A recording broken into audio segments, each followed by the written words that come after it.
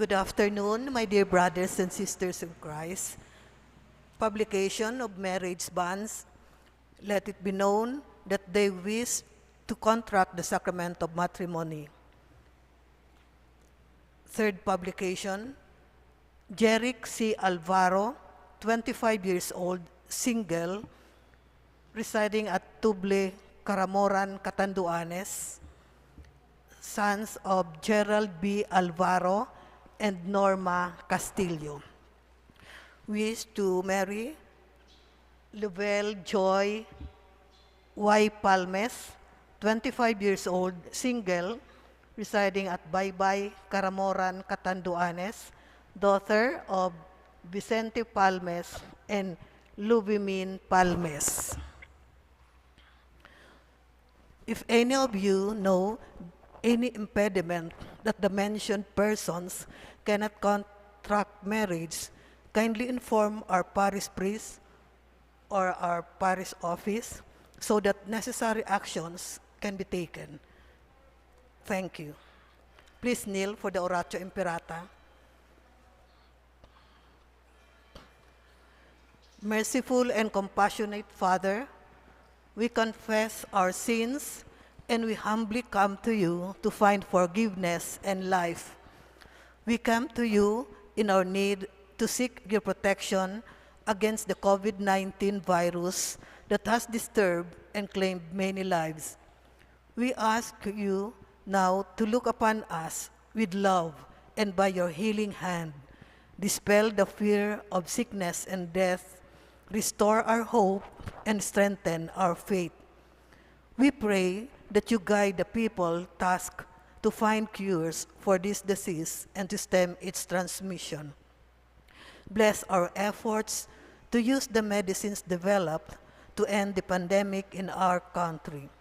We pray for our health workers that they may minister to the sick with competence and compassion. Grant them health in mind and body, strength in their commitment, protection from the disease. We pray for those afflicted. May they be restored to health. Protect those who care for them. Grant eternal rest to those who have died. Give us the grace in these trying times to work for the good of all and to help those in need. May our concern and compassion for each other see us through this crisis and lead us to conversion and holiness. Grant all this through our Lord Jesus Christ, your Son, who lives and reigns with you in the unity of the Holy Spirit, God, forever and ever. Amen. We fly to your protection, O Holy Mother of God. Do not despise our petition and our necessities, but deliver us always from all dangers, O glorious and blessed Virgin. Amen. Divino Rostro, have mercy on us. Our Lady of Peñafrancia, please sit down.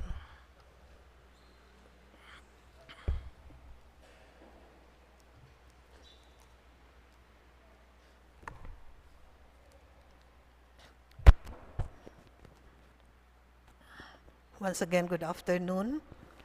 Our following intentions: Thanksgiving offered by the following: 𝗘𝗏𝗚𝗏𝗧𝗘𝗘𝗡, Mr. and Mrs. Arnolfo Belen, Alessandra C. Saulon, Melissa Madroño, Manuel Valencia, and Theodore Austin E. Mayores.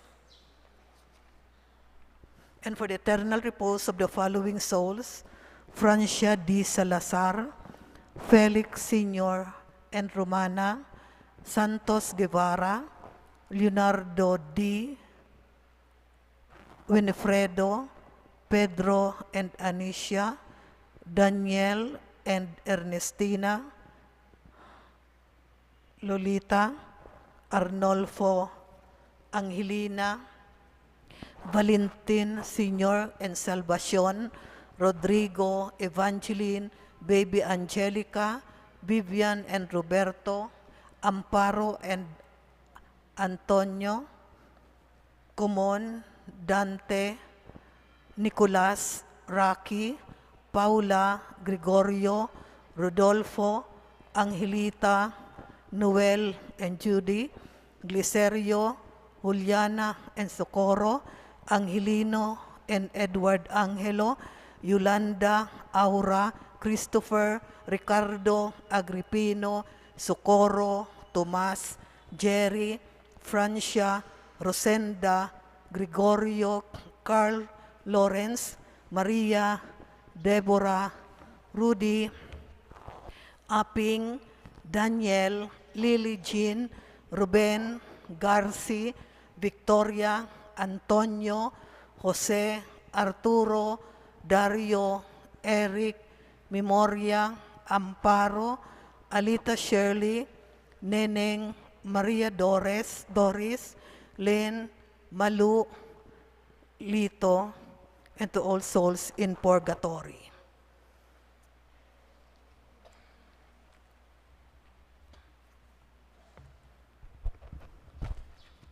We are now on the 18th Sunday in Ordinary Time and also Field Mission Sunday. Let us become rich in God's sight. On this last Sunday of July, God's Word invites us to reflect on the emptiness and meaninglessness of a life caught up in the web of selfishness, materialism, and hedonism. Unfortunately, so many fall into such a trap, and in the process, they become the tormentors and butchers of their own weaker brothers and sisters. What matters most in this life is not to have a good time and become rich in money and properties, but to become rich in God's sight. We can do that by living a virtuous life under the guidance of His law and the help of His grace. If we want to really enjoy peace of heart and mind, we must learn to find it not in seeking pleasure in a selfish manner, but in doing what pleases Him. As we are about to start our Eucharistic celebration, let us rekindle our faith. Today we observe Field Mission Sunday, and we are expected to pray for our missionaries. Let us entrust their apostolic endeavors to our Heavenly Father, who sent them to be heralds of His kingdom of love and peace. Our Mass Presider is our beloved Parish Priest, Reverend Father Felipe B. Culvera III. Please all stand to begin the celebration.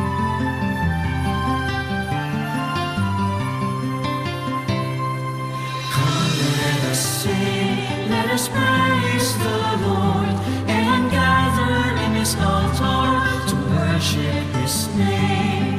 Come, let us pray, let us open our hearts to receive His blessings and to feel His love. In the name of the Father, and of the Son, and of the Holy Spirit. Amen. The grace of our Lord Jesus Christ, and the love of God, and the communion of the Holy Spirit be with you all. And with your spirit. Good afternoon, my dear brothers and sisters. Good afternoon, Father. Welcome to this Eucharistic celebration. In this Mass, I will ask you to also pray for our sisters, the ministry of collectors. Within this Mass, they will renew their commitment in their ministry to serve as Mass collectors. Let us pray for them, that they may always serve with a joyful heart, knowing that what they are doing is their contribution in the life of our community. Brothers and sisters, let us acknowledge our sins and so prepare ourselves to celebrate the sacred mysteries. I confess to Almighty God and to you, my brothers and sisters, that I have greatly sinned in my thoughts and in my words, in what I have done and what I have failed to do, through my fault, through my most grievous fault. Therefore I ask the Blessed Mary, ever Virgin, all the angels and saints, and you, my brothers and sisters, to pray for me to the Lord our God. May Almighty God have mercy on us, forgive us our sins, and bring us to everlasting life. Amen.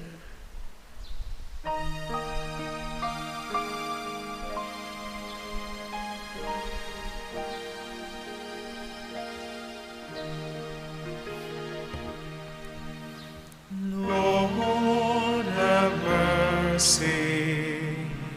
Lord, have mercy.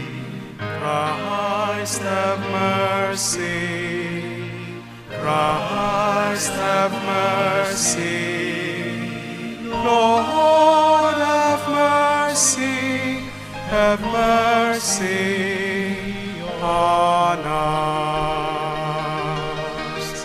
Lord, have mercy.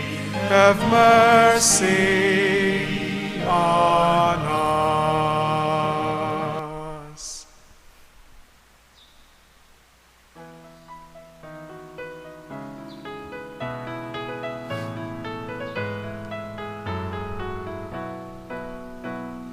Glory to God, glory to God, Glory to God in the highest, and on earth, peace on earth, peace to people of good will. glory to God, glory to God, glory to God in the highest, and on earth, peace on earth, peace to people of good will. We praise you, we bless you, We adore you, we glorify you, we give you thanks for your great glory, Lord God, heavenly King, O God, Almighty Father. Glory to God, glory to God, glory to God in the highest, and on earth, peace on earth, peace to people of good will. Lord Jesus Christ, only begotten Son, Lord God, Lamb of God, Son of the Father, you take away the sins of the world, and have mercy on us. You take away the sins of the world. Receive our prayer. You are seated at the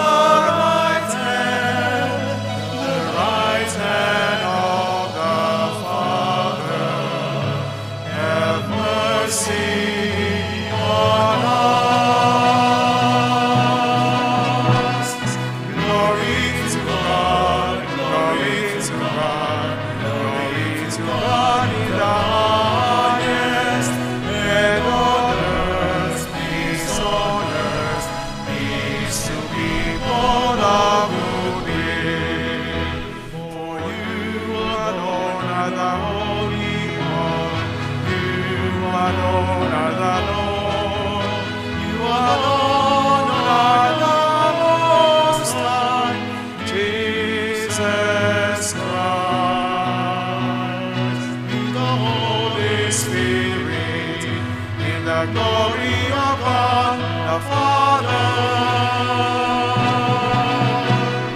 Glory to God, glory to God, glory to God in the highest, and on earth, peace on earth, peace to people of good will.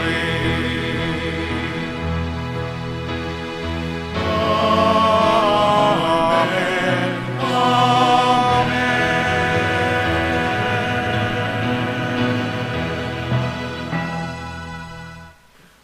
Let us pray.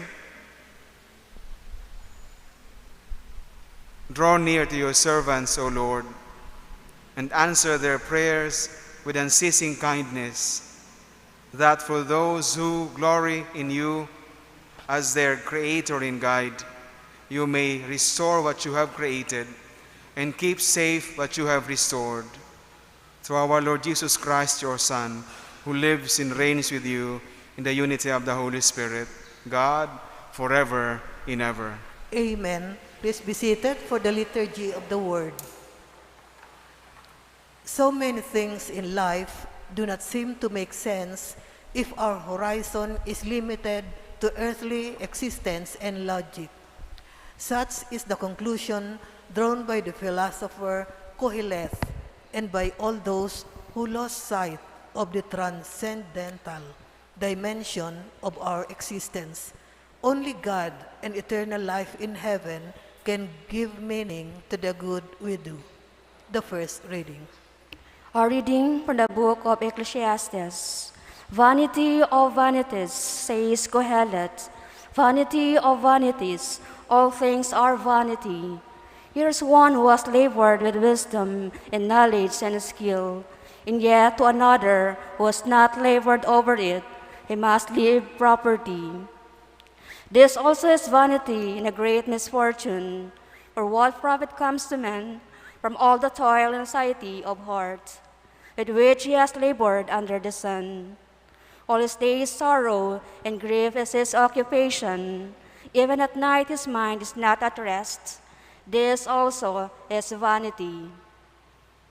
Word of the Lord. Thanks be to God. If today you hear his voice, harden not your hearts. If today you hear his voice, harden not your hearts. You turn man back to dust, saying, return all children of men, for 1,000 years in your sight are as yesterday, now that it is past, or as a watch of the night. If today you hear his voice, harden not your hearts. You make an end of them and their sleep. The next morning they are like the changing grass, which at dawn springs up anew, but by evening wilts and fades. If today you hear his voice, harden not your hearts. Teach us to number our days aright, that we may gain wisdom of heart. Return, O Lord, how long? Have pity on your servants. If today you hear his voice, harden not your hearts. Fill us at daybreak with your kindness, that we may shout for joy and gladness all our days. And may the gracious care of the Lord our God be ours. Prosper the work of our hands for us. Prosper the work of our hands. If today you hear his voice, harden not your hearts. Today, St. Paul reminds us that faith in the resurrection of Christ and our own resurrection is what gives meaning to our existence and what should guide our priorities. The second reading. A reading from the letter of St. Paul to the Colossians. Brothers and sisters, if you were raised with Christ, seek what is above, where Christ is seated at the right hand of God. Think of what is above, not of what is on earth, for you have died, and your life is hidden with Christ in God.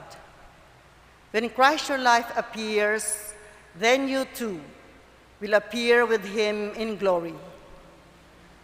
Put to death, then, the parts of you that are earthly: immorality, impurity, passion, evil desire, and the greed that is idolatry.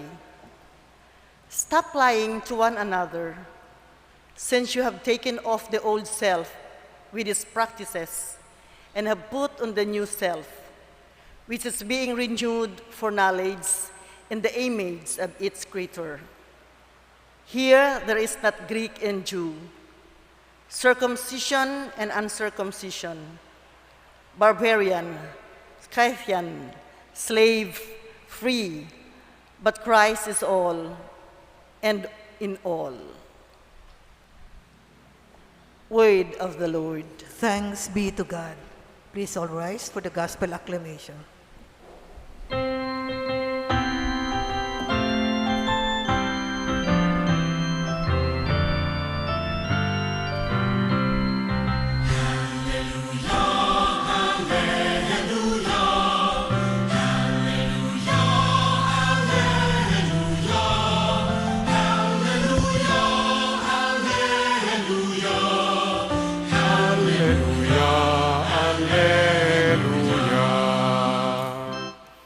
The Lord be with you. and with your spirit. A reading from the Holy Gospel according to Luke.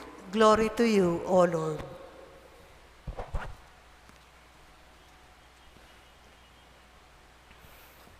Someone in the crowd said to Jesus, "Teacher, tell my brother to share the inheritance with me."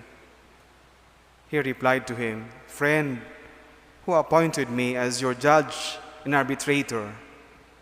Then he said to the crowd, "Take care to guard against all greed, for though one may be rich, one's life does not consist of possessions." Then he told them a parable. There was a rich man whose land produced a bountiful harvest. He asked himself, "What shall I do? For I do not have space to store my harvest." And he said, "This is what I shall do. I shall tear down my barns and build larger ones. There I shall store all my grain and other goods, and I shall say to myself, now as for you, you have so many good things stored up for many years. Rest, eat, drink, be merry." But God said to him, "You fool, this night your life will be demanded of you, and the things you have prepared, to whom will they belong? Thus will it be for all who store up treasure for themselves, but are not rich in what matters to God." The Gospel of the Lord. Praise you, Lord Jesus Christ. Maray na hapon po sa gabos. Maray na hapon man po, Father. I don't know if you are familiar with this song, but I used to hear this. I am quite sure na si mga medyo bako ng gayong hubin, familiar sinda kang kanta na yun. I used to hear this sung by my aunties pag ito sa mga auntie ko, mga parakanta. May they rest in peace. Sabi kang kanta, "Antataramunin Diyos, ilaw sa satuyang buhay, nganing dai mawara sa satong paglalakbay." Antataramunin Diyos, ilaw sa satong buhay, tanganing dai mawara sa satong paglalakbay. Sabi pa kaya, sa kadikluman kaining mundo, liwanag niyato si Kristo. The Word of God is our light and our guide. And if it is our guide and our light, then it has so much to tell us, especially when we hear the readings today, the first reading, the second reading, and the gospel reading. Sabi kan sa dakulo na sayang sa buhay niya to. Dakulo na sayang sa buhay niya to. Sabi kang enot na babasahon. Vanity of vanities, all things are vanity. This is the obvious truth the gospel is trying to impress on us today. Ang buhay niya to is not made secure by what we have, by what we possess, by what we own. That is the obvious truth the gospel is trying to tell us. Kaya kung ang satuya ngayang buhay nakapatugmad sana ang sarigan kan buhay sa mga bagay na ito, ang sabi kang inot mabasahon, sayang, vanities of vanities. Sayang sana. Actually, ang totoo, kadakol na sayang sa buhay niya to. Sayang na panahon, sayang na kusog, sayang na effort, sayang na kwarta, sayang na kahubenan, sayang na oportunidad. Lalo na kung ang mga bagay na ini dahil talaga tunay na kapatugmad sa katuyuhan kan sa tuyang buhay. And so, brothers and sisters, our liturgy this afternoon is giving us opportunity to rethink our life. To rethink our life. Ano ba talaga ang katuyuhan kan buhay? This is one of the many questions men of old, sabi kayan, constantly struggle or grapple kung ano ang maghanap nin kasimbagan sa kahaputan na ini. Ano ta nabubuhay ako? Para sa inan buhay ko? We are reminded that we have to guard ourselves of the influence of greed sa buhay niya to. And the inordinate ambition for worldly power and security, which could amount to idolatry. Sabi ko po, inordinate. Kasi igwaman ng mga pursuit in life, which is orderly. Sabi yun, ordinate. Pero pag sinabi niya itong inordinate, it's too much. Ang gabo sa sana, nakasintro dyan, nalilingawan ta na igwapang mas mahalaga. Sasabihan kita kayan, sayang sana. We have to guard ourselves against greed or love of money. Sabi kan sa rong nagsurat, greed is like a fire. The more wood you pile on it, the more hungrier the fire gets. Ang tulak nga kan tao na babasog, pero ang bulsa, daya napapano. Miski pano na, sige sana. Di na, kuya, pero minsan nang iwang lalaagan, ang tulak, pagbasog na, maturog ka na sana. Minsan nga, dahil ka nagaganahan. Pero ang bulsa, paghanap nin bagay kang kwarta, sige sana. Miski pagal na, sige pa. Tasayang kang oportunidad. And we forget, igwapan ning mas mahalaga kaysa bagay na buot niya to na makuha.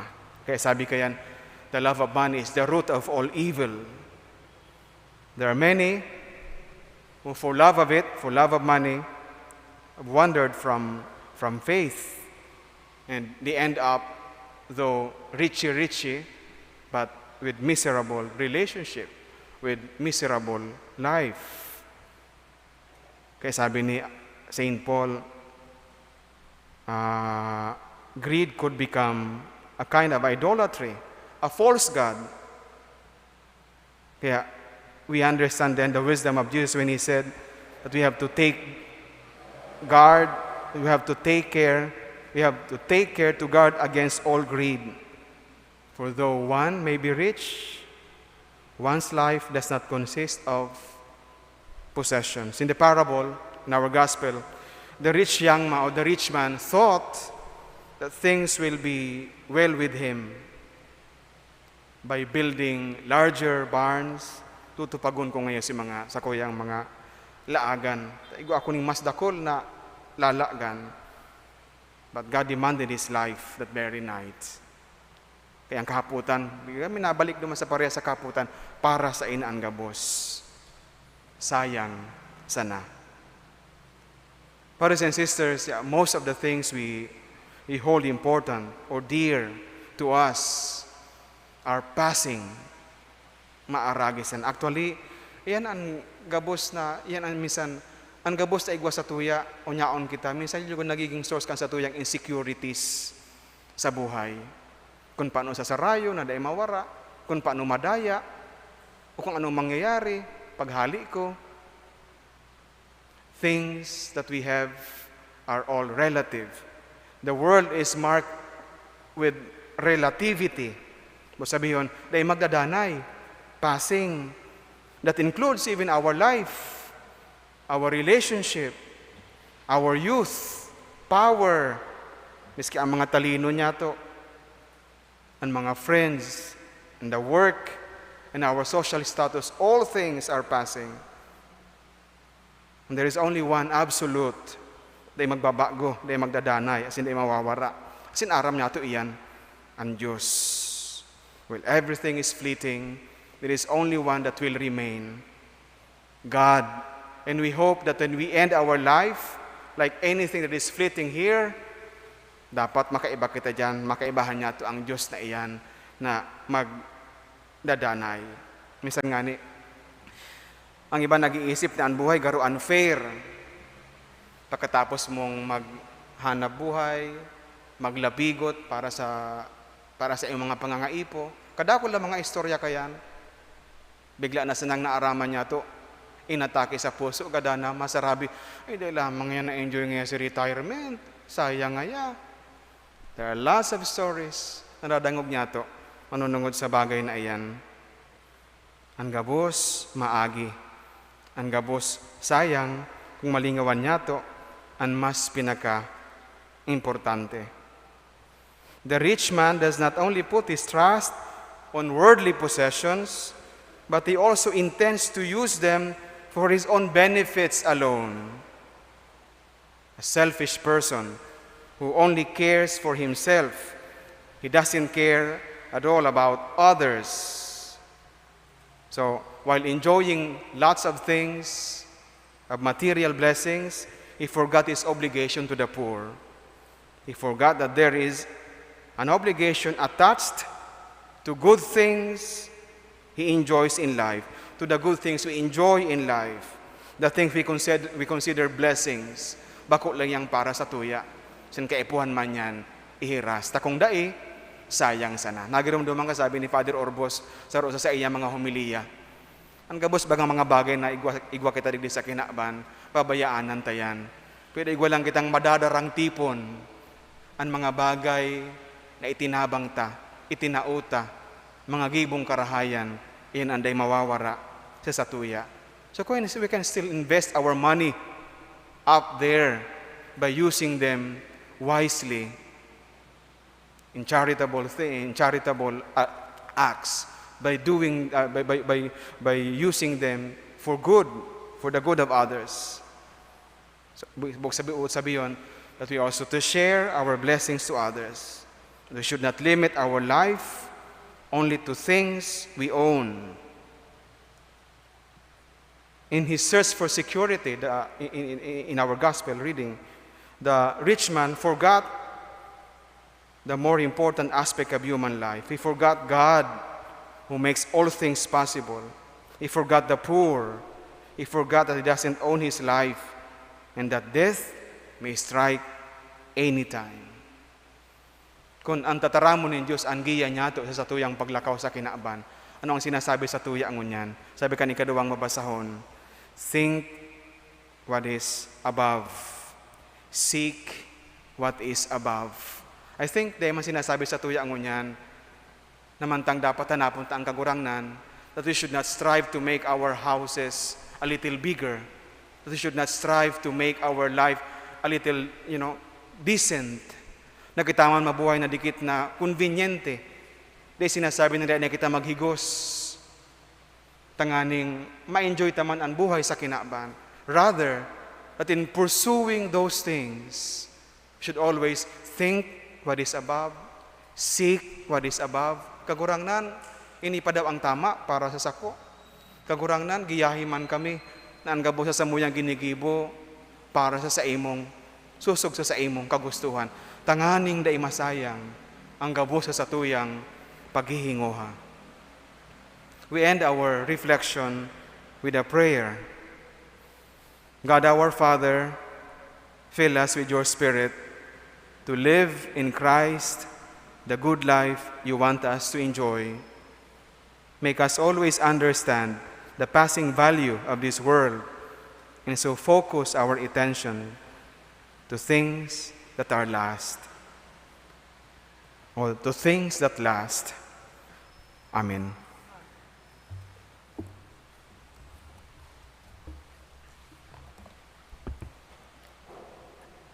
Ngunyan, sa tung masasaksihan, ang pagbago kan panuga, kan mga miyembro, kan ministro, kan collectors. Ang pagbago ninda kan sa indang panuga, naaakuon, tanda kan sa indang katungdan asin dignidad bilang mga piniling tagapaglingkod sa altar ning satong kagurangnan. Ipamibi man yato na lugod maaraman asin magampanan ninda ang sa indang mga katungdan sa satong parokya, komunidad, asin sa kada pagselebrar kan liturhiya. Sinday ipipresentar ni Mrs. Marites Alpaño, coordinator kan ministro kan collectors.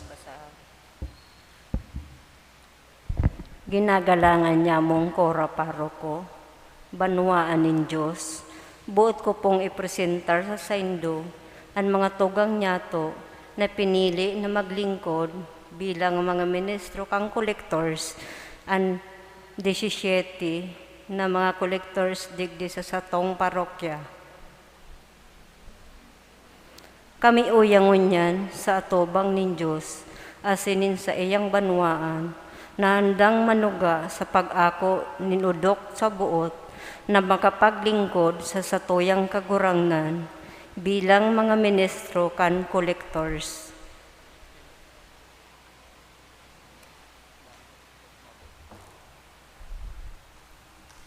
Namumutan kong mga tugang, ang Diyos, liwat inaapod kamo na magpahayag kan sa indong kamauotan, nagiraray magindayupot sa ministeryo sa indong pinili. Ang sa indong presensya ngunyan, minapahayag kan sa indong kamauotan na mag-ako kang katungdan na maglingkod sa altar ng Diyos bilang mga ministro, kan collectors, sinandam sa pagtabang sa satong simbahan, sin makatao, in maray na arugan sa satong kapwa. Ano nasasabutan nindo ini? Opo, nasasabutan niya mo. Handa ka mo na idusay ang sa indong panahon asin sa diri sa paglingkod na ini? Opo, handa kami. Nangangako ka mo na sa ministeryong ini sa indong ibabalangibog ang tataramon ng kagurangnan sa paagi kan pagsaksi asin pagsabuhay ng sa iyang mga tugon asin kabutan? Opo, nangangako kami. Ngunya na sa indong ipinahayag ang sa indong kamauotan na makapaglingkod sa satuyang kagurangnan. Tawan lagod ka mo ni na amang langit nun, kan mga biyaya asin balaog kan Espiritu Santo, sa paagi kan mga pamibi asin pagkamuot ni Kristo. Tanganing ka mo makapaglingkod na maninigo sa iyang atubang, sin makapagbalangibog kan sa iyang tataramon. Bindisyonan ka mo nin Diyos, ang Ama, Kanaki, pati nin Espiritu Santo. Amen.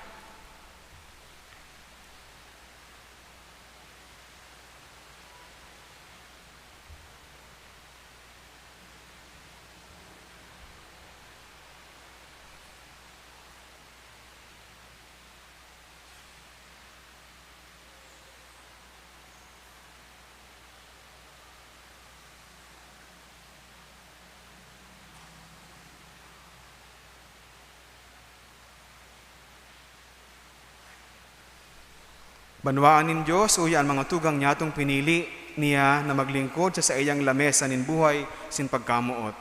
Sinda nagpahayag kan sa indang pagmauot na danay na makapaglingkod sa Diyos asin nagbago kan sa indang mga panuga.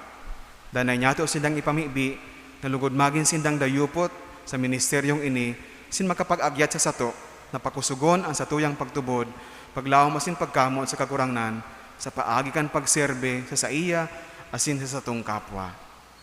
Tanda kan sa tong kaugmahan asin pag-ako, kita mag-urupak.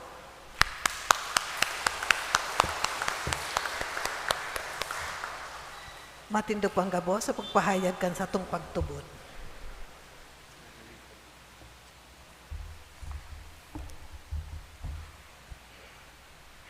I believe in one God, the Father Almighty, creator of heaven and earth, of all things visible and invisible. I believe in one Lord Jesus Christ, the only begotten Son of God, born of the Father before all ages, God from God, light from light, true God from true God, begotten, not made, consubstantial with the Father. Through him all things were made. For as men, for our salvation, he came down from heaven, and by the Holy Spirit was incarnate of the Virgin Mary and became man. For our sake, he was crucified under Pontius Pilate. He suffered death and was buried, and rose again on the third day in accordance with the Scriptures. He ascended into heaven and is seated at the right hand of the Father. Will come again in glory to judge the living and the dead. In his kingdom will have no end. I believe in the Holy Spirit, the Lord, the giver of life, who proceeds from the Father and the Son, who with the Father and the Son is adored and glorified, who was broken through the prophets. I believe in one holy, Catholic, and Apostolic Church. I confess one baptism for the forgiveness of sins, and I look forward to the resurrection of the dead, the life of the world to come. Amen. Today, the Lord reminds us that our life has meaning only if we relate it to Him in faith and in love. let us ask this grace for ourselves and all mankind as we say, Source of all goodness, graciously hear us. That the whole Church, under the guidance of the Holy Father and the other leaders, may always give an example of consistency in upholding the values of the kingdom. Let us pray. Source of all goodness, graciously hear us. That all parents and teachers may be shining examples to their children and pupils in giving priority to moral and spiritual values. Let us pray.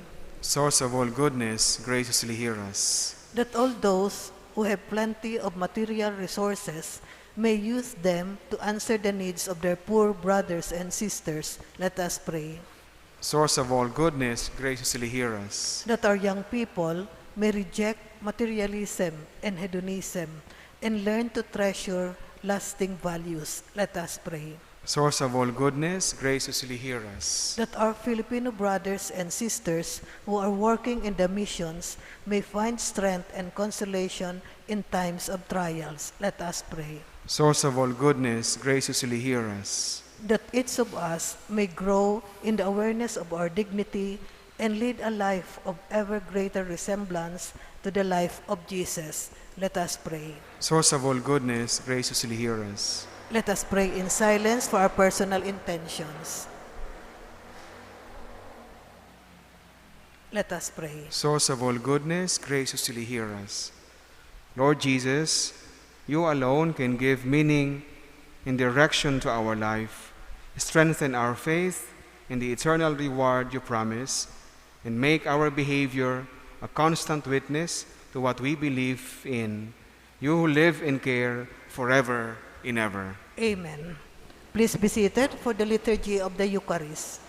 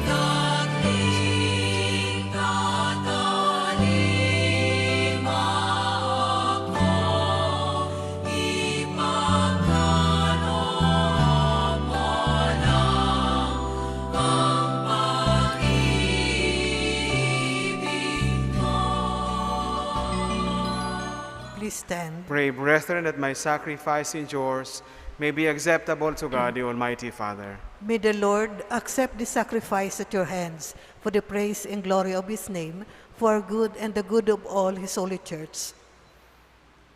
Graciously sanctify these gifts, O Lord, we pray, in accepting the oblation of the spiritual sacrifice, make of us an eternal offering to you, through Christ our Lord. Amen. The Lord be with you. And with your spirit. Lift up your hearts. We lift them up to the Let Lord. us give thanks to the Lord our God. It is right and just. It is truly right and just, our duty and our salvation, always and everywhere to give you thanks, Lord, Holy Father, Almighty and eternal God. For you so loved the world that in your mercy you sent us the Redeemer to live like us in all things but sin, so that you might love in us what you loved in your Son, by whose obedience we have been restored to those gifts of yours, that by sinning we had lost in disobedience.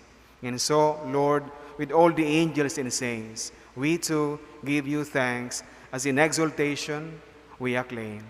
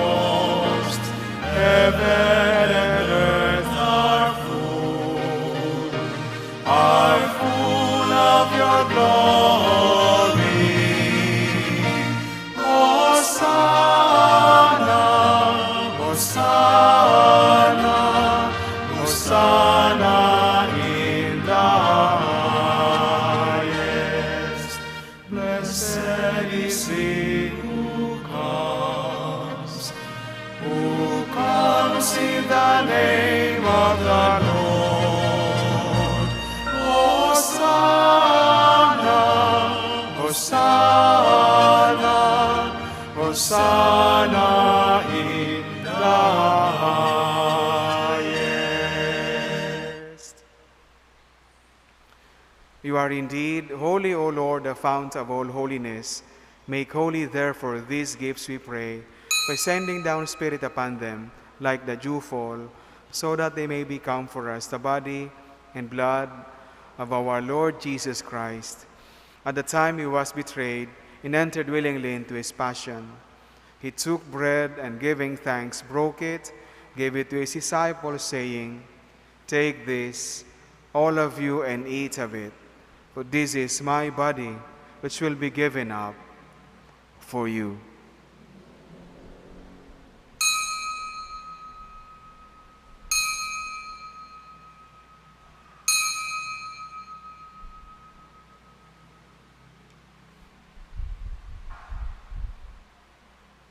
In a similar way, when supper was ended, he took the chalice, once more giving thanks, gave it to his disciples, saying, "Take this, all of you, and drink from it. For this is a chalice of my blood, the blood of the new and eternal covenant, which will be poured out for you and for many for the forgiveness of sins. Do this in memory of me."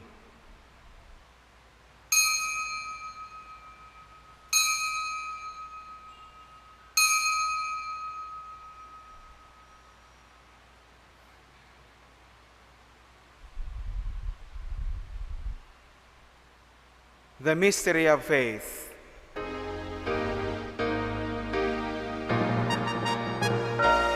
We proclaim your death, O Lord, and profess your resurrection until you come again. Therefore, as we celebrate the memorial of his death and resurrection, we offer you, Lord, the bread of life and the chalice of salvation, giving thanks that you have held us worthy to be in your presence and minister to you. Humbly we pray that partaking of the body and blood of Christ, we may be gathered into one by the Holy Spirit. Remember, Lord, your church spread throughout the world, and bring her to the fullness of charity, together with Francis, our Pope, Rolando, our Bishop, and all the clergy. Remember also our brothers and sisters who have fallen asleep in the hope of the resurrection, and all who have died in your mercy. Welcome them into the light of your face. Have mercy on us all, we pray, that with the Blessed Virgin Mary, Mother of God, with Saint Joseph, her spouse, with the blessed apostles and all the saints who have pleased you throughout the ages, we may merit to be co-heirs to eternal life, and may praise and glorify you through your Son, Jesus Christ. Through him, and with him, and in him, O God, Almighty Father, the unity of the Holy Spirit, all glory and honor is yours forever and ever.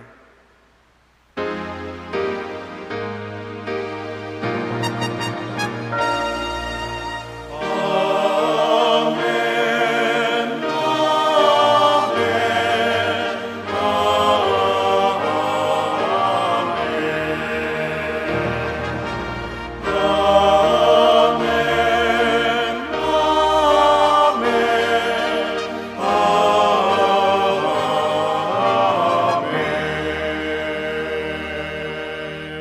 At the Savior's command, informed by divine teaching, we dare to say,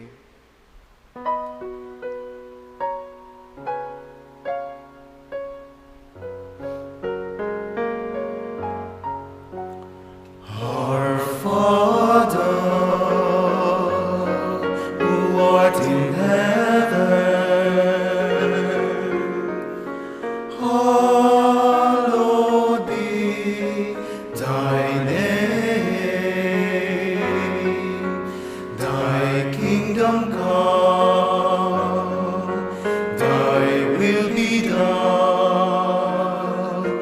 on earth as it is in heaven.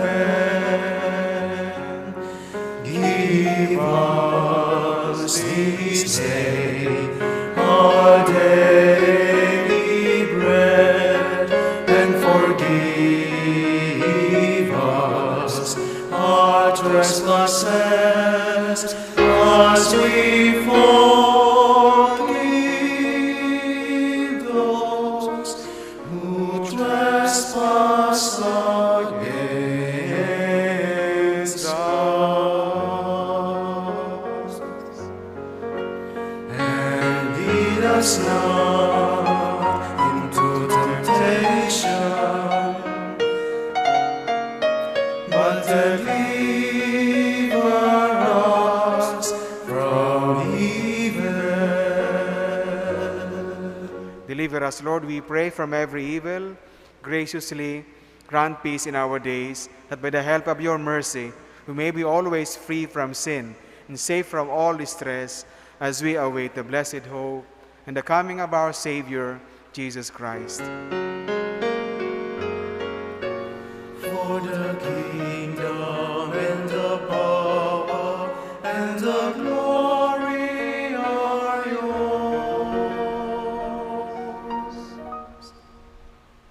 now and forever. Amen.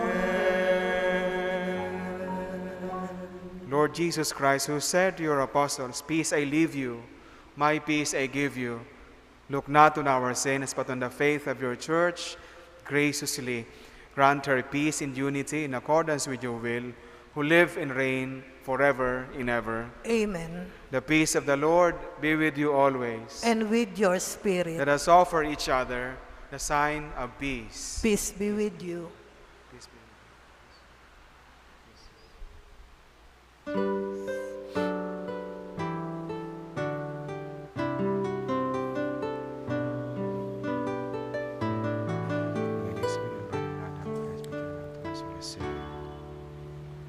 Lamb of God, you take away the sins of the world. Have mercy on us.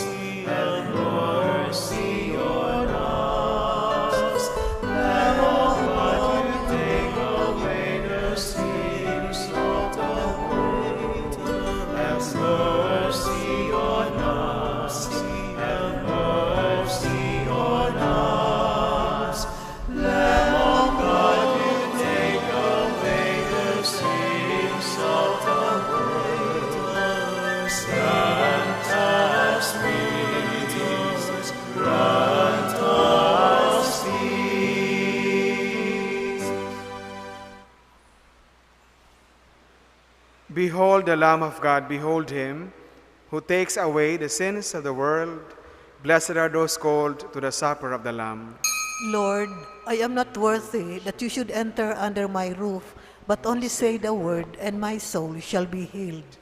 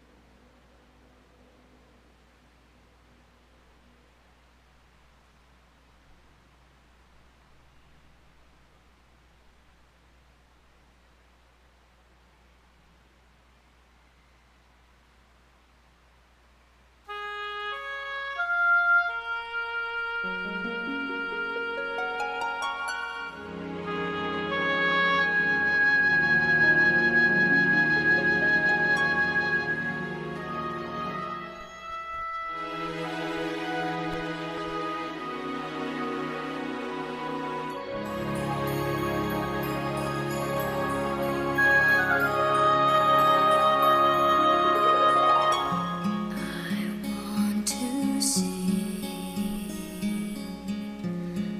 a song of love,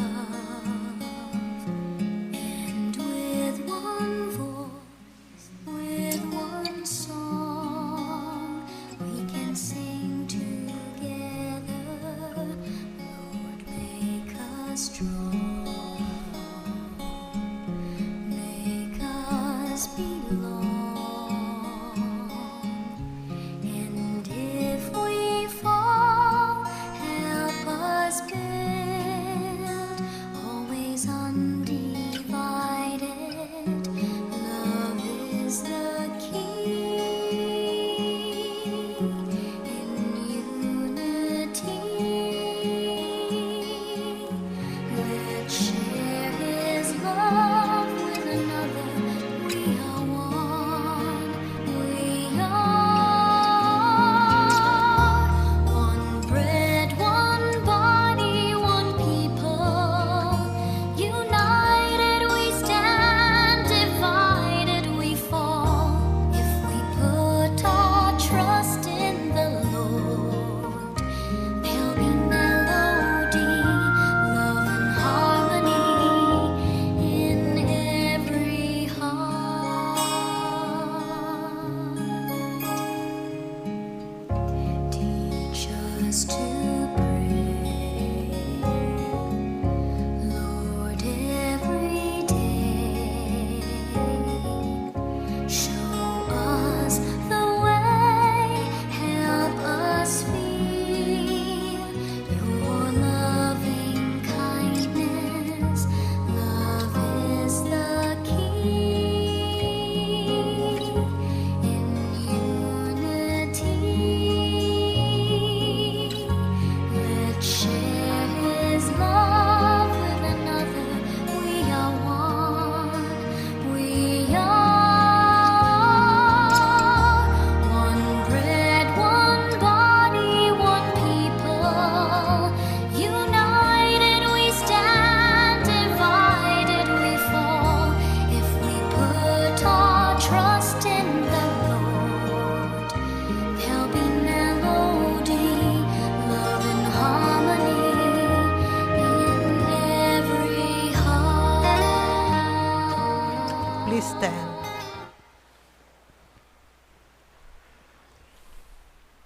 Let us pray.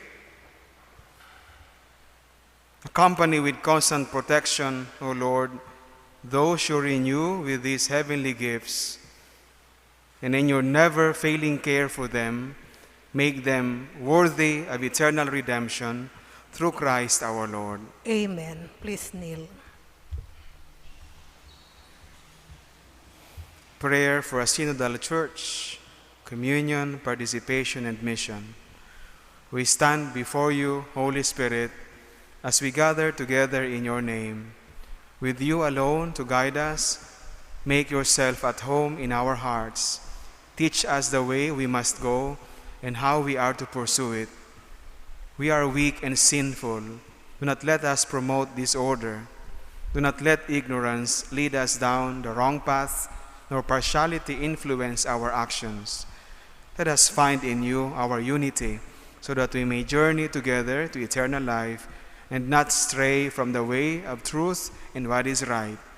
All this we ask of you, who are at work in every place and in time, in the communion of the Father and the Son, forever and ever. Amen. Amen. Please be seated for a while. Magkakaigwa po ning second collection ngunya na Domingo, ang kantidad na sa tung itatao, mapapaduman sa mga biktima kan linog sa norteng parte kan Pilipinas, Abra asin Ilocos. Lain kan pagpamibi, inaalok kita na magtao ning tabang finansyal o ano pa man na pwede niya itong maitao. Ini, iririmit sa opisina kan ekonomo sa residensya kan arsobispo. Financial report. Collections for the week, July 18 to 24, 2022. Cash receipts, daily collections, 14,072 pesos. Sunday collections, 28,630 pesos. Collection boxes, 8,698 pesos. Total collections for the week, 51,400 pesos.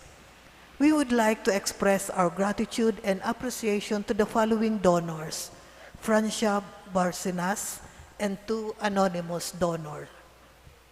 May God, through the intercession of Ina, Our Lady of Peñafrancia, reward your generosity 100-fold. Salamat po from our beloved Parish Priest, Reverend Father Felipe B. Culvera III. Matindo po.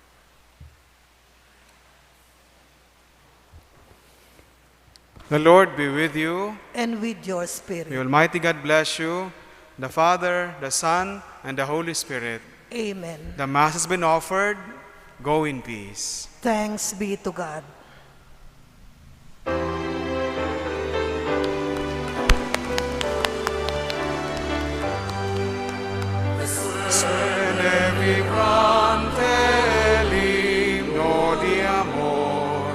Entona tu pueblo con grata emoción, resuene vibrante el himno de amor. Entona tu pueblo con grata emoción, patrona del vivo, gran madre de Dios, sé siempre la reina